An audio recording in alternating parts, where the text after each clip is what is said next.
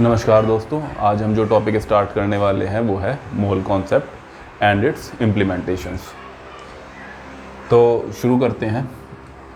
हमने अपनी last video में देखा था मोल कॉन्सेप्ट और उसकी बेसिक हमने थोड़े न्यूमेरिकल भी किए थे। मोल कॉन्सेप्ट जो पूरी तरह से रिलेट होता है वो रिलेट होता है एवोगैड्रो लॉ से, ठीक है। तो मोल कॉन्सेप्ट समझने के लिए सबसे पहले हमें ये पता होना चाहिए कि एवोगैड्रो लॉ क्या कहता है और उसकी इम्प्लीमेंटेशन किस तरीके से की जाती है न्यूमेरिकल्स के अंदर, ठीक है बच्चों। देखो, एवोगैड्रो लॉ हम अपनी पिछली वीडियो के अंदर देख चुके हैं, समझ चुके हैं। मैं फिर भी आपको एक बार दोबारा से एवोगैड्रो लॉ समझा देता हूँ, ठीक है। देखो, एवोगैड्रो एक्चुअली में एक हाइपोथेसिस है, ठीक है, ये कोई लॉ नहीं है, ठीक है। एवोगैड्रो हाइपोथेसिस के नाम से ही होता है, हमारी किताबों के अंदर इसको एवोगैड्रो लॉ बना दिया गया है, ठीक है। तो हम ये देखते हैं कि एवोगैड्रो लॉ क्या कहता है, ठीक है। एवोगैड्रो लॉ कहता है कि अगर हम किसी भी एलिमेंट को, ठीक है, किसी भी एलिमेंट को उसके मॉलिक्यूलर मास के इक्वल ले लेते हैं, ठीक है। देखो, ये वर्बली तो समझ में नहीं आएगा, इसको मैं फिर से एक क्वेश्चन से आपको कराता हूँ, जैसे कि मैंने अपनी लास्ट वीडियो में भी कराया था। वही क्वेश्चन, उसी टाइप का एक क्वेश्चन मैं दोबारा आपको समझाता हूँ, ठीक है। क्वेश्चन है, calculate the number of atoms in 21 gram of sodium, ठीक है। हमारे पास क्वेश्चन है कि अगर हम 21 ग्राम सोडियम ले लेते हैं तो उसके अंदर कितने नंबर ऑफ एटम्स होंगे, ठीक है। इसको आप इस तरीके से समझो। सबसे पहले क्वेश्चन समझाता हूँ कि क्वेश्चन में पूछा क्या है और क्वेश्चन की अप्रोच क्या होनी चाहिए हमारी। ये कहता है कि सोडियम कितना लिया गया है, 21 ग्राम, ठीक है। तो हमने क्या किया है, एक बटर पेपर लिया और बटर पेपर पे हमने इस तरह से सोडियम ले लिया, ठीक है। तो ये क्या है, ये डॉट डॉट जो है ये सोडियम पार्टिकल्स को दर्शाते हैं कि हमने बटर पेपर पे 21 ग्राम Na ले लिया, ठीक है। ये जो हमने 21 ग्राम Na लिया है, अब हमें ये बताना है, मोटे मोटे तौर पर आप इसको क्वेश्चन को इस तरीके से समझो। अब हमें ये बताना है कि जो हमने 21 ग्राम सोडियम लिया है उसके अंदर ये जो सोडियम के पार्टिकल्स हैं इनकी क्वांटिटी कितनी है, टोटल नंबर ऑफ ये सोडियम पार्टिकल्स कितने होंगे 21 ग्राम सोडियम के अंदर, ये हमें बताना है। ये एक तरीके से क्वेश्चन है, ठीक है। अब इस क्वेश्चन की जो अप्रोच होगी वो हम किस तरीके से इसको अप्रोच करेंगे, वो हम अप्रोच करेंगे एवोगैड्रो लॉ के बेसिस पर, ठीक है। एवोगैड्रो लॉ के बेसिस पर हम इसको किस तरीके से अप्रोच करते हैं, इस क्वेश्चन को किस तरीके से बनाते हैं कि एवोगैड्रो लॉ कहता है कि अगर हम कोई भी एलिमेंट ले लेते हैं, यहाँ पर कौन सा एलिमेंट लिया गया है, सोडियम लिया गया है, ठीक है, सोडियम लिया गया है, ठीक है। सोडियम का जो होता है, यानी कि जो मोलिकुलर मास होता है वो कितना होता है, 23 ग्राम होता है, 23 होता है, ठीक है। अब एवोगैड्रो लॉ के अकॉर्डिंग जब हम सोडियम को 23 ग्राम लेंगे, ठीक है, हमने सोडियम को कितना ले लिया, 23 ग्राम ले लिया, ठीक है। तो 23 ग्राम ऑफ Na के अंदर कितने पार्टिकल्स होंगे सोडियम के, 6.022 इंटू 10 की पावर 23 पार्टिकल्स होंगे, ठीक है। देखो बच्चों, ये मैं पहले भी बता चुका हूँ, पार्टिकल्स ही वर्ड हम यूज़ करेंगे क्योंकि पार्टिकल्स इंक्लूड क्या क्या इंक्लूड करता है, particle, atom, ion and molecule, तीनों चीज़ों को इंक्लूड करके हम पार्टिकल बोल देते हैं, ठीक है। तो हम पार्टिकल की जगह जो भी हमारे क्वेश्चन के अंदर दिया गया होगा हम उस हिसाब से उसको चेंज करते रहते हैं, ठीक है। तो एवोगैड्रो लॉ क्या कहता है, सबसे पहले हम एवोगैड्रो लॉ की बात कर लेते हैं। एवोगैड्रो लॉ कहता है कि किसी भी एलिमेंट को, ठीक है, जिस भी एलिमेंट को आप बता रहे हैं क्वेश्चन में, जो भी एलिमेंट दिया गया है, ठीक है, अगर उस एलिमेंट को उसके मॉलिक्यूलर मास के बराबर ले लिया जाए तो उसके अंदर कितने पार्टिकल होंगे, इतने पार्टिकल होते हैं, ठीक है। और ये जो इतना बड़ा सा जो आप नंबर देख रहे हैं, इस नंबर को हम क्या बोलते हैं, 1 मोल, ठीक है। ये सिमिलर वे में आप इसको किस तरीके से समझ सकते हैं, आप इसको इस तरह से समझ सकते हैं कि जैसे 100 सेंटीमीटर बराबर 1 मीटर होता है, इसी तरह से ये जो इतना बड़ा सा नंबर है ना, ठीक है, इसको एवोगैड्रो नंबर बोलते हैं, और एवोगैड्रो नंबर किसके बराबर होता है? 1 मोल के बराबर होता है, ठीक है। तो ये कॉन्सेप्ट हमें एवोगैड्रो लॉ वाला कॉन्सेप्ट ये पकड़ करके चलना है कि किसी भी एलिमेंट के मॉलिक्यूलर मास को अगर हम लेते हैं तो उसके अंदर इतने पार्टिकल, ये हार्ड एंड फास्ट रूल बन गया कि इतने पार्टिकल अवेलेबल होंगे ही होंगे, ठीक है। वो पार्टिकल के अकॉर्डिंग वो हम चेंज करते रहेंगे, एटम है, आयन है या फिर मॉलिक्यूल है, ठीक है। अब देखो ये कॉन्सेप्ट हमारे पास है, ठीक है, क्वेश्चन हमारे पास है, हमें ये पता चल गया कि 23 ग्राम सोडियम के अंदर इतने पार्टिकल होंगे, ठीक है। और क्वेश्चन के अकॉर्डिंग अगर हम इसे बनाते हैं तो क्वेश्चन के अकॉर्डिंग ये किस तरीके से बनेगा कि 23 ग्राम सोडियम कंटेन, ठीक है। सबसे पहले हमें एवोगैड्रो जो लॉ है उसकी स्टेटमेंट को लिखना है, ठीक है। 23 ग्राम ऑफ सोडियम कंटेन, यानी कि 23 ग्राम सोडियम के अंदर कितने पार्टिकल होंगे? 6.022 इंटू 10 की पावर 23, ठीक है। क्वेश्चन किस में है? एटम में, तो इतने क्या हो जाएंगे? एटम्स होंगे, ठीक है। 23 ग्राम सोडियम के अंदर इतने एटम्स अवेलेबल हैं, हमें किस में फाइंड आउट करना है? 21 ग्राम के अंदर, कि 21 ग्राम ऑफ सोडियम के अंदर कितने पार्टिकल होंगे। सपोज कर लिया हमने x पार्टिकल होंगे, ठीक है। देखो एटम के नीचे एटम, हमें फाइंड आउट क्या करना है? नंबर ऑफ एटम्स, जो कैलकुलेट करना है। एटम जो स्टेटमेंट बनाया था हमने, ठीक है, जो स्टेटमेंट बनाया था उस स्टेटमेंट में एटम के नीचे एटम, जो चीज़ फाइंड आउट करनी है उस चीज़ को उसी के नीचे, ठीक है। और जो गिवन है गिवन वाले को गिवन के नीचे, ठीक है। अब हम क्या करेंगे? यहाँ पर क्रॉस मल्टीप्लाई करेंगे, ठीक है। ये हो जाएगा 23x बराबर 21 मल्टीप्लाई में 6.022 इंटू 10 की पावर 23। x की वैल्यू आप कैलकुलेट कर सकते हैं, ठीक है। तो ये क्या था? ये बेसिक कॉन्सेप्ट था हमारे पास एवोगैड्रो लॉ के लिए, ठीक है। अब हम अगला क्वेश्चन देखते हैं, ठीक है बच्चों। देखो ये आपको ना बस एक बेसिक कॉन्सेप्ट ये पकड़ कर चलना है कि क्वेश्चन में जो भी एलिमेंट दिया गया है, ठीक है, उस एलिमेंट को जब हम उसके मॉलिक्यूलर मास के बराबर लेंगे तो उसके अंदर इतने पार्टिकल होंगे ही होंगे। ये बेसिक कॉन्सेप्ट आपको पकड़ कर चलना है। इसके बाद कोई भी क्वेश्चन आता चला जाए, आप सारे के सारे क्वेश्चन कर देंगे, ठीक है। अब हम जो है अगला क्वेश्चन स्टार्ट करते हैं।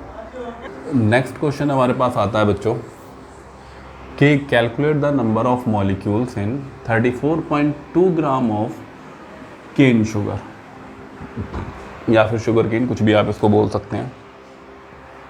हमें क्या इवैल्यूएट करना है कि नंबर ऑफ मॉलिक्यूल्स, ठीक है, number of molecule find out करने हैं, ठीक है, केन शुगर के। अगर हम केन शुगर को इतने ग्राम लेते हैं तो, ठीक है, हमने क्या काम किया कि हमने केन शुगर लिया, या फिर आप इसको सिंपली शुगर भी समझ सकते हैं, ठीक है। हमने शुगर को कितना लिया? ये हमारे पास बटर पेपर है, ठीक है। पहले की तरह ही हम अपना कॉन्सेप्ट फिर से बना करके चलते हैं कि ये हमारे पास एक बटर पेपर है और इसके अंदर हमने शुगर को लिया है C12H22O11, ठीक है। इसको हमने ले लिया और कितने ग्राम लिया है हमने इसके अंदर? इसको 34.20 ग्राम हमने इसको लिया है, ठीक है। तो जो शुगर होगी, शुगर के पार्टिकल्स कुछ इस तरह से होंगे, ठीक है। उनको हम जो है, जो पार्टिकल उनको हमने एज्यूम कर लिया कि ये मॉलिक्यूल्स हैं शुगर के, ठीक है, इस तरह से होंगे, ठीक है। 34.20 ग्राम हमने शुगर ली और शुगर के अंदर जो पार्टिकल्स हैं वो कुछ इस तरह से हैं। और हमें ये बताना है कि जब हमने इतने ग्राम शुगर ली है उसके अंदर नंबर ऑफ मॉलिक्यूल्स कितने हैं? शुगर के नंबर ऑफ मॉलिक्यूल्स अब की बार हमें इवैल्यूएट करने हैं, ठीक है। यानी कि जो पिछला क्वेश्चन था वो किस में था? एटम में था, और ये अब की बार जो क्वेश्चन है हमारा वो किस में है? वो मॉलिक्यूल में है, ठीक है बच्चों। फिर से बेसिक कॉन्सेप्ट हम क्या करेंगे? जो एवोगैड्रो लॉ का था बेसिक कॉन्सेप्ट, सबसे पहले हम उसी को देखते हैं। जो शुगर है, शुगर का mm कितना होता है? शुगर का mm होता है 342, ठीक है। उसमें हम किस यूनिट में लेंगे? ग्राम में लेंगे, ठीक है। ये हमारे पास शुगर का मॉलिक्यूलर मास होता है, ठीक है। बेसिक कॉन्सेप्ट क्या कहता है कि जब शुगर को 342 gram of C12H22O11 contain 6.022 into 10 की पावर 23 मॉलिक्यूल्स ऑफ शुगर। ठीक है, ये हमारे पास बेसिक कॉन्सेप्ट बनता है। ठीक है, इस बेसिक कॉन्सेप्ट को लेकर के हम इस क्वेश्चन को सॉल्व करते हैं। ठीक है बच्चों, ये हमें पता है, एवोगैड्रो लॉ के अकॉर्डिंग हमने ये चीज़ लिख ली।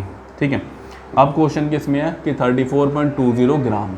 ठीक है, 34.20 ग्राम के अंदर कितने मॉलिक्यूल होंगे। ठीक है, देखो 342 ग्राम के अंदर इतने मॉलिक्यूल हैं। ठीक है, तो 34.20 ग्राम के अंदर कितने मॉलिक्यूल होंगे, x मॉलिक्यूल होंगे।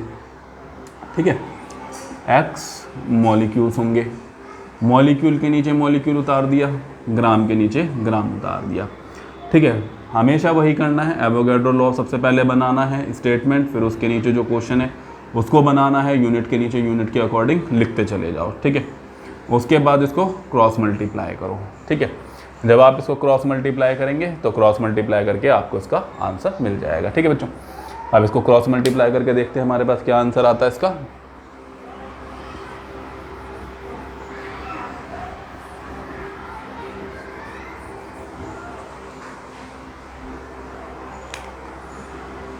ये हो गया हमारे पास 342x इक्वल्स टू 6.022 इंटू 10 की पावर 23 मल्टीप्लाई 34.20। ठीक है, x की वैल्यू हमें निकालनी है, ये वैल्यू नीचे चली जाएगी, ये आ गया 342, यहाँ से मैंने इस वैल्यू को हटा दिया, यहाँ से पॉइंट हटाया, नीचे 100 वैल्यू आ जाएगी। आप इसको इवेलुएट कर सकते हैं। ठीक है, ये हमने पहला जो ए पार्ट था इस क्वेश्चन का, ए पार्ट हमने कैलकुलेट कर लिया। ठीक है बच्चों, अब देखो सेकंड पार्ट देखते हैं इसका। सेकंड पार्ट क्या कहता है, सेकंड पार्ट कहता है कि अगर 1 लीटर पानी है। ठीक है, 1 लीटर पानी है हमारे पास, हमने जो है इस तरह से एक बड़ा सा बीकर ले लिया और इस बीकर के अंदर हमने 1 लीटर जल देवता को भर दिया। ठीक है, 1 लीटर हमने इसके अंदर पानी ले लिया। अब ये जो हमारे पास इसके अंदर पानी है, इस पानी की जो डेंसिटी है वो हम कितनी एज्यूम करके चल रहे हैं क्वेश्चन के अकॉर्डिंग कि इसकी जो डेंसिटी है वो 1 ग्राम पर सेंटीमीटर क्यूब है। ठीक है, 1 लीटर पानी लिया हमने बीकर के अंदर और इस बीकर के अंदर जो पानी है उसकी जो डेंसिटी है वो 1 ग्राम पर सेंटीमीटर क्यूब है। ठीक है, अगर ऐसा है, ठीक है, अगर ऐसा है तो इस 1 लीटर पानी के अंदर नंबर ऑफ मॉलिक्यूल्स निकालो पानी के। ठीक है, क्वेश्चन क्या है कि हमने 1 लीटर पानी लिया है एक बीकर के अंदर और जिस पानी को हमने लिया है उसकी डेंसिटी इतनी है, और अगर ऐसा सब कुछ है तो इस 1 लीटर पानी के अंदर number of molecules of H2O हमें फाइंड आउट करने हैं। ठीक है, हमें number of molecules find out करने हैं पानी के 1 लीटर पानी के अंदर यदि डेंसिटी इतनी है तो। ठीक है, ये क्वेश्चन है। अब इसको थोड़ा सा हम सॉल्व करते हैं। जो हमने अब तक एवोगैड्रो लॉ के अंदर देखा है, एवोगैड्रो लॉ किस चीज़ के बारे में बात करता है, हमेशा मॉलिक्यूलर मास के बारे में बात करता है। ठीक है, तो हम इसको किस तरीके से लेंगे, हम इसको इस तरह से लेंगे कि H2O का जो मॉलिक्यूलर मास होगा, ठीक है, H2O का जो मॉलिक्यूलर मास है वो कितना है, 18 ग्राम। ठीक है, 18 ग्राम H2O कंटेन 6.022 इंटू 10 की पावर 23 मॉलिक्यूल ऑफ H2O।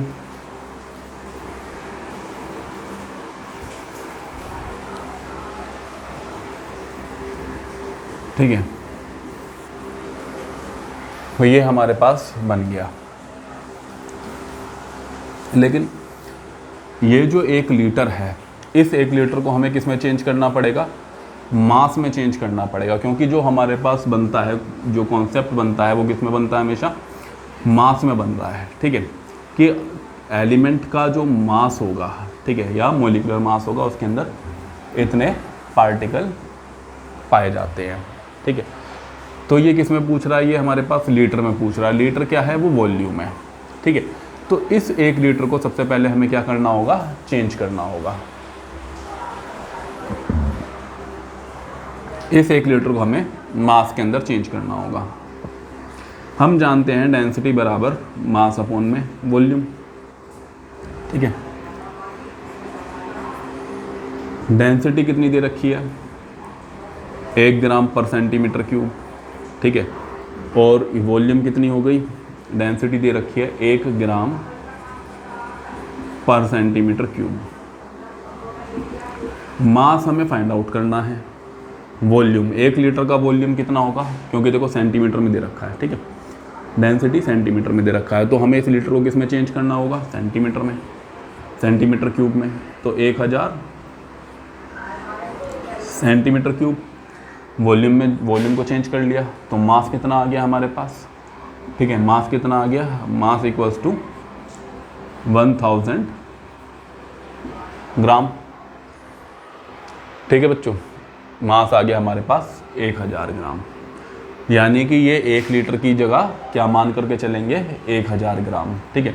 कि 1000 ग्राम के अंदर हमें ये बताना है कि कितने मॉलिक्यूल होंगे पानी के, ठीक है। यहाँ तक हमने इसको सॉल्व कर लिया। ये हमारा सबसे पहले कॉन्सेप्ट बना हुआ है। अब हमें क्या पुट करना है, ग्राम की जगह ग्राम और मॉलिक्यूल की जगह मॉलिक्यूल, ठीक है।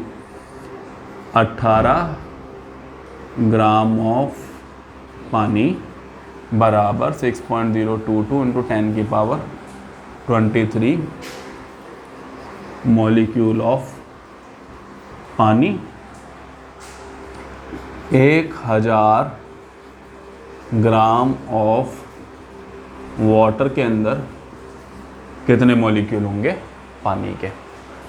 क्रॉस मल्टीप्लाई करो, इवैल्यूएट कर लो, ठीक है बच्चों। ये हमने इसका सेकंड पार्ट भी कुछ इस तरह से देख लिया। अब हम जो है आगे चलते हैं, थोड़ा सा अलग कॉन्सेप्ट चेक करते हैं। अब हम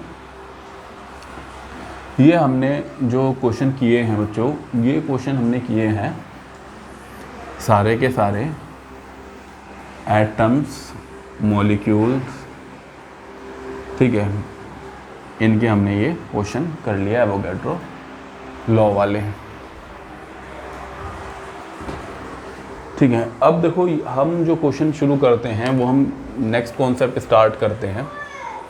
चलो थोड़े से न्यूमेरिकल और करते हैं पहले, फिर उसके बाद अगला कॉन्सेप्ट स्टार्ट करेंगे गैसेस का, ठीक है बच्चों। स्टार्ट करते हैं हम अपना अगला क्वेश्चन, ठीक है। अब तक हमने जो है एटम फाइंड आउट कर लिए, मॉलिक्यूल्स फाइंड आउट कर लिए। अब हम जो है number of moles find out करेंगे, ठीक है। आप सभी को पता है कि number of moles 1 mole equal to 6.022 into 10 की पावर 23। 1 मोल जो है इतने के बराबर होता है, ठीक है। देखो क्वेश्चन क्या है, क्वेश्चन सबसे पहले समझ लेते हैं। Calculate the number of moles in 392 gram of H2SO4। अगर हम सल्फ्यूरिक एसिड को 392 ग्राम ले लेते हैं तो उसके अंदर नंबर ऑफ मोल्स कितने होंगे, ठीक है। जैसे अब तक हम पढ़ते आए हैं, हम अपना बेसिक कॉन्सेप्ट नहीं छोड़ेंगे, अपना बेसिक कॉन्सेप्ट स्टार्ट करते हैं हम, ठीक है। पहले हम इस वाले क्वेश्चन को सॉल्व करते हैं, बेसिक कॉन्सेप्ट को नहीं छोड़ते हम। बेसिक कॉन्सेप्ट क्या कहता है कि H2SO4 का जो mm होता है, मॉलिक्यूलर मास होता है, वो होता है 98। बेसिक कॉन्सेप्ट कहता है 98 gram of H2SO4 contain 6.022 into 10 की पावर 23 पार्टिकल्स ऑफ H2SO4, ठीक है बच्चों। ये कहता है जो अब तक हम पढ़ते हुए आए हैं, ठीक है। अब इसको थोड़ा सा मॉडिफाई कर लेते हैं क्वेश्चन के अकॉर्डिंग। क्या मॉडिफिकेशन हम इसके अंदर ला सकते हैं, देखो ये जो है ये चीज़ कब यूज़ की जा रही है, जब हमारे पास पार्टिकल है। पार्टिकल मतलब एटम, आयन या मॉलिक्यूल, ये हैं क्वेश्चन के अंदर, तब हम इस कॉन्सेप्ट को यूज़ करते हैं।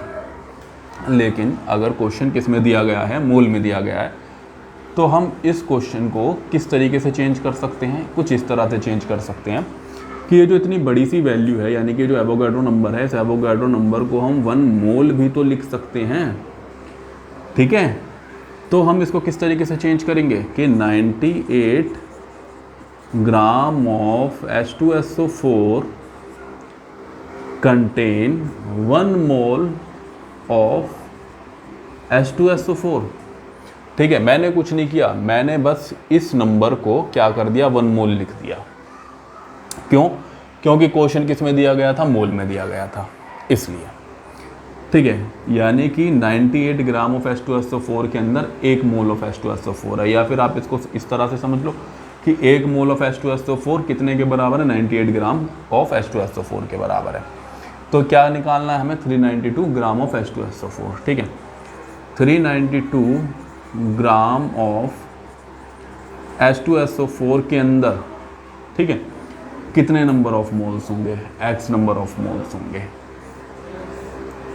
एवेलुएट कर लो, ठीक है। कितना आ गया, 98x इक्वल्स टू 392, x बराबर 392 अपॉन में 98, मेरे ख्याल में 4 पर चला जाएगा, x की वैल्यू कितनी आ गई, 4, यानी कि कितना आ गया, 4 मोल आ गया, ठीक है। पहला क्वेश्चन इस तरह से हमने सॉल्व कर लिया, ठीक है, मोल कॉन्सेप्ट का। अगला क्वेश्चन देखते हैं, ठीक है बच्चों। अगला क्वेश्चन स्टार्ट करते हैं। How many mole of atom are in 9 gram of aluminium, ठीक है। अगर हम एल्यूमिनियम को 9 ग्राम ले लेते हैं तो उसके अंदर कितने मोल्स होंगे, ठीक है। हमें पता है कि एल्यूमिनियम 27, एल्यूमिनियम का जो मॉलिक्यूलर मास होता है वो 27 होता है, ठीक है। 27 ग्राम ऑफ एल्यूमिनियम कंटेन 6.022 इंटू 10 की पावर 23, ठीक है। ये मैंने शॉर्ट में लिख दिया, इतना होगा, ठीक है। क्वेश्चन किस में है, मोल में है, तो इसको हम चेंज किस में कर देंगे, इस वैल्यू को हम किस में चेंज कर देंगे, 1 मोल में, क्योंकि इतनी बड़ी वैल्यू क्या होती है, 1 मोल के इक्वल होती है। क्वेश्चन किस में, मोल में, इसलिए हमने इस वैल्यू की जगह क्या लिख दिया, 1 मोल लिख दिया, ठीक है। तो 27 ग्राम ऑफ एल्यूमिनियम कंटेन 1 मोल, 27 ग्राम 1 मोल के बराबर है, तो 9 gram aluminium, 9 gram of aluminium के अंदर कितने मोल होंगे, ठीक है। x की वैल्यू यहाँ पर सीधा सीधा दिखाई दे रहा है हमारे पास, 3 मोल होंगे, ठीक है। पहला पार्ट कर लिया हमने 9 ग्राम ऑफ एल्यूमिनियम वाला, ठीक है। अब इसी तरह से दूसरा पार्ट हम करके देखते हैं, 0.8 ग्राम ऑफ Fe आयरन वाला।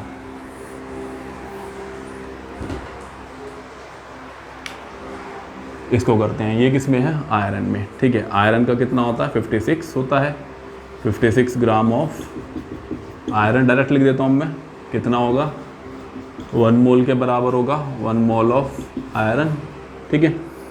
तो कितने में निकालना है, 0.8 ग्राम में निकालना है, ग्राम के नीचे ग्राम उतार दो, ऑफ Fe कितने मोल होंगे, x मोल होंगे, क्रॉस मल्टीप्लाई मारा हमने, 56x बराबर 0.8, x की वैल्यू 0.8 अपॉन में 56 हटाया, 8 7 था 56, तो कितना आ गया, 1 अपॉन में 70। इतने नंबर ऑफ मोल्स इसके आयरन के हमारे पास होंगे, ठीक है बच्चों। ये हमने क्वेश्चन कर लिए मोल्स वाले। अब हम अगला कॉन्सेप्ट स्टार्ट करते हैं। मोल कॉन्सेप्ट के अंदर अगला जो टॉपिक हमारे पास बनता है वो बनता है गैस का। अगला जो हम स्टार्ट करते हैं इसके अंदर टॉपिक वो गैस, इसका स्टार्ट करते हैं STP एंड NTP वाला, ठीक है। देखो गैसेस के लिए एवोगाड्रो कॉन्सेप्ट, ठीक है।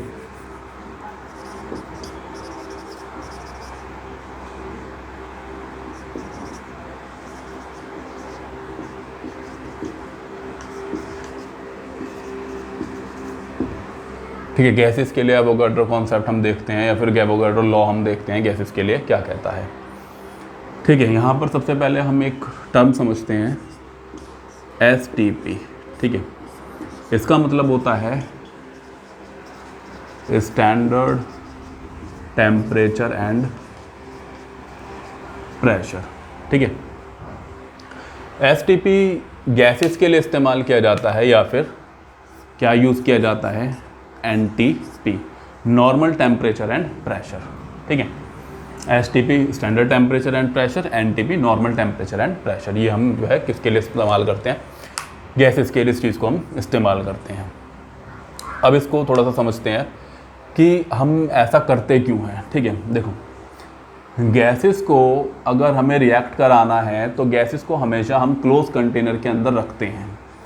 ठीक है, और गैसेस को एक पर्टिकुलर टेम्परेचर और प्रेशर पर हमें रखना पड़ता है। ठीक है, अब माना कि हमारे पास कोई भी गैस है, अगर हमने उसके अंदर कंटेनर को थोड़ा लूज छोड़ दिया तो क्या होगा, गैस बाहर निकल जाएगी। ठीक है, तो उसके ऊपर जो कंटेनर है, कंटेनर को क्लोज करना है और एक पर्टिकुलर प्रेशर के साथ क्लोज करना है। ठीक है, तो उसको हम क्या करते हैं, एक पर्टिकुलर प्रेशर और टेम्परेचर पर रखा जाता है गैसेस को कंटेनर के अंदर।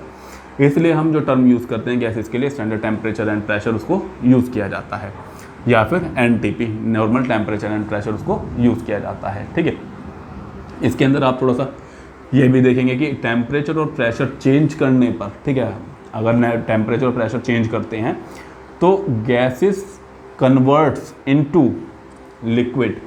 ठीक है, गैसेस जो है लिक्विड में कन्वर्ट हो जाती हैं टेम्परेचर और प्रेशर चेंज करने पर at a particular temperature and pressure. ठीक है, तो हमारे पास जो हमें रिएक्शन करानी है तो गैसेस की रिएक्शन करानी है। ठीक है, तो गैसेस को हमें किस पर रखना पड़ेगा, स्टैंडर्ड टेम्परेचर एंड प्रेशर पर। अगर हम इसको चेंज करते हैं तो गैसेस में भी कन्वर्ट इनटू लिक्विड। ठीक है, इसलिए गैसेस के लिए ये एसटीपी जो टर्म है वो यूज़ की जाती है, और गैसेस को हमेशा किस पर रखा जाता है, स्टैंडर्ड टेम्परेचर प्रेशर पर ही रखा जाता है।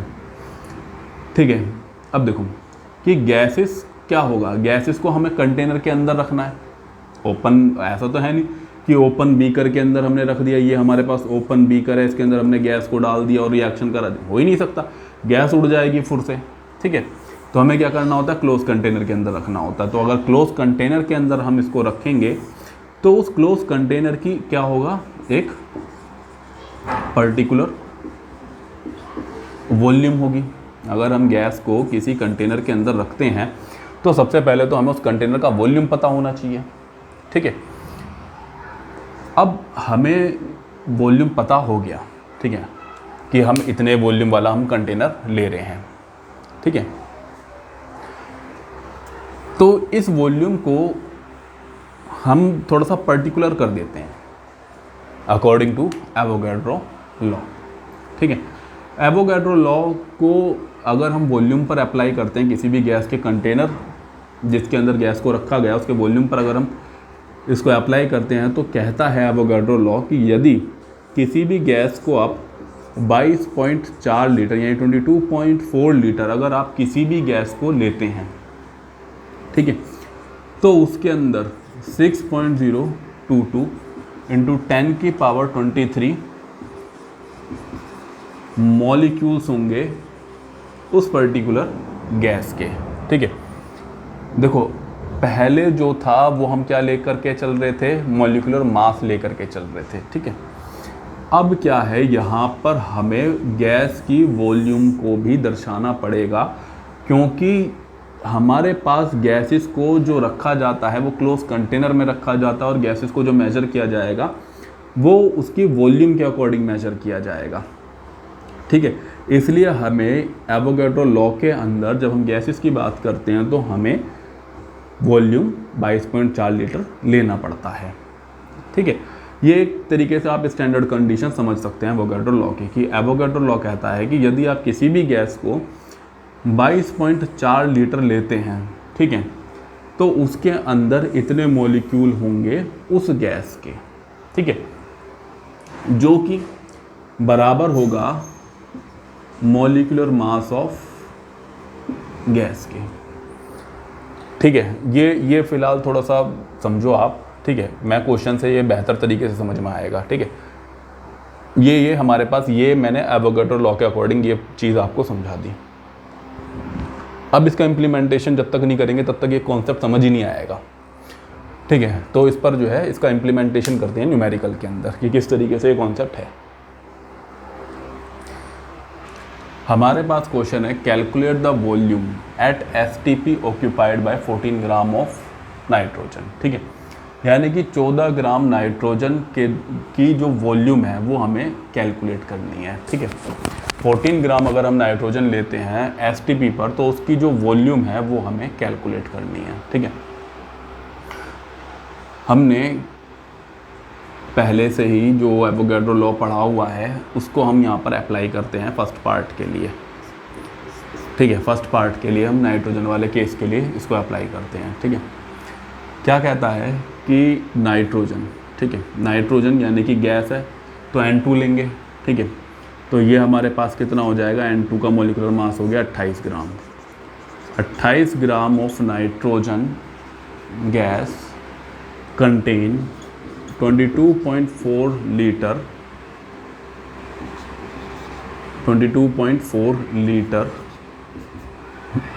28 ग्राम नाइट्रोजन की जो वॉल्यूम होगी वो 22.4 लीटर होगी। ठीक है, वो किसके बराबर होगा, 6.022 इंटू 10 की पावर, उसके अंदर इतने मॉलिक्यूल्स होंगे नाइट्रोजन के और 1 मोल के इक्वल होगा। ठीक है, ठीक है, 28 ग्राम यानी कि देखो स्टैंडर्ड लिया है हमने, नाइट्रोजन जो नाइट्रोजन गैस है, नाइट्रोजन का जो मोलिकुलर मास होगा वो कितना होगा 28 ग्राम। ठीक है, 28 ग्राम नाइट्रोजन कितना वॉल्यूम कंटेन करेगा, 22.4 लीटर को वॉल्यूम को कंटेन करेगा। ठीक है, और इतने वॉल्यूम के अंदर नाइट्रोजन के कितने मॉलिक्यूल होंगे, इतने मॉलिक्यूल होंगे, और इतने मॉलिक्यूल को हम 1 मोल भी लिख सकते हैं। ठीक है, तो ये पूरा का पूरा स्टैंडर्ड हमने उतार लिया एवोगैड्रो लॉ के अकॉर्डिंग। ठीक है, हमें क्या कैलकुलेट करना, वॉल्यूम कैलकुलेट करना 14 ग्राम ऑफ नाइट्रोजन का। इतने पार्ट से हमें मतलब है बस, तो इतना पार्ट हम ले लेते हैं।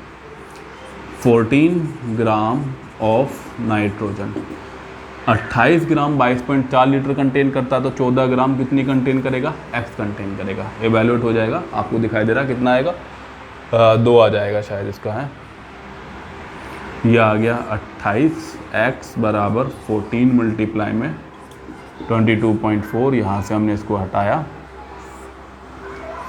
यहाँ पर आ गया 28, ये 2 तो कितना आ गया 11.2 लीटर। ठीक है, ये आ गया हमारे पास फर्स्ट पार्ट का। इसी तरीके से अब हम निकालते हैं कार्बन डाइऑक्साइड के लिए। ठीक है, देखो बच्चों, हमें ना जो एवोगैड्रो का बेसिक कॉन्सेप्ट है ना उसको पकड़ कर चलना है। अगर हमने उसको छोड़ दिया ना तो क्वेश्चन हमारे पास फिर उसको अप्रोच करना, उसको सॉल्व करना थोड़ा मुश्किल हो जाएगा। ठीक है, बेसिक जो है ना, बेसिक चीज़ें सबसे पहले उतार लेना, उसके बाद क्वेश्चन को पढ़ना, फिर देखना क्वेश्चन में क्या चीज़ दी है और क्या चीज़ पूछी है, उसी के नीचे वो चीज़ उतारना और अपना उसको इवैल्यूएट कर लेना। ठीक है, अब इसका सेकंड पार्ट करके देखते हैं हम।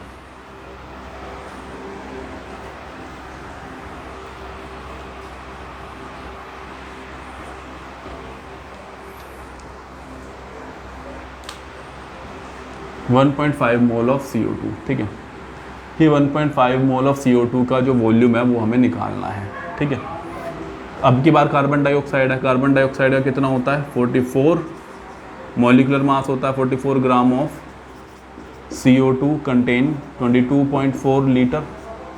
ठीक है, 44 ग्राम CO2 का जो वॉल्यूम होगा वो 22.4 लीटर होगा, जो कि कितने के बराबर होगा, 1 मोल के बराबर होगा। अब की बार हमें क्या क्या लेना है, किस किस चीज़ का रिलेशन लेना है, मोल और वॉल्यूम, वॉल्यूम एंड मोल। ठीक है, इन दोनों चीज़ों को हमने ले लिया। ठीक है, इसके नीचे उतारा हमने मोल है ना, 1.5 मोल, 1.5 मोल एक्स वॉल्यूम, इवैल्यूएट करते हैं, 22.4 मल्टीप्लाई 1.5 बराबर एक्स, ये हमारे पास आ जाएगा वॉल्यूम।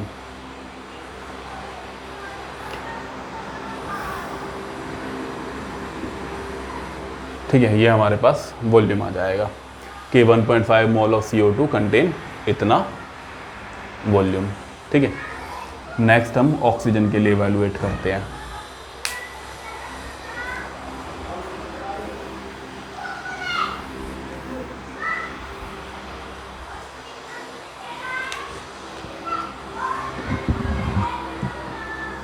O2, ठीक है, यानी कि oxygen 32 gram of oxygen contain 22.4 litre volume. It contain 6.022 into 10 की पावर 23 मॉलिक्यूल ऑफ ऑक्सीजन। ठीक है, हमें क्या लेना, मॉलिक्यूल और वॉल्यूम, ये दोनों चीज़ें लेनी है, मॉलिक्यूल और वॉल्यूम। इतने से हमारा काम बन जाएगा। ठीक है, कितना है हमारे पास ऑक्सीजन का, 10 की पावर 21। ठीक है, 10 की पावर 21 मॉलिक्यूल का वॉल्यूम निकालना है। वॉल्यूम कितना निकालना है, एक्स मान लिया। ठीक है, क्रॉस मल्टीप्लाई करो इसको, ये हो जाएगा एक्स मल्टीप्लाई में 6.022 इंटू 10 की पावर 23। इसको नीचे लेकर के जाएंगे, एक्स की वैल्यू आप सॉल्व कर सकते हैं। ठीक है, तो ये हो गया हमारे पास मोल कॉन्सेप्ट। हमने गैसेस के लिए भी कुछ न्यूमेरिकल्स इसके देख लिए हैं। तो इस तरीके से अलग अलग टाइप के भी हमारे पास बनते हैं। अब अगली क्लास में हम जो है एनसीईआरटी के न्यूमेरिकल करने शुरू करते हैं एवोगैड्रो लॉ के।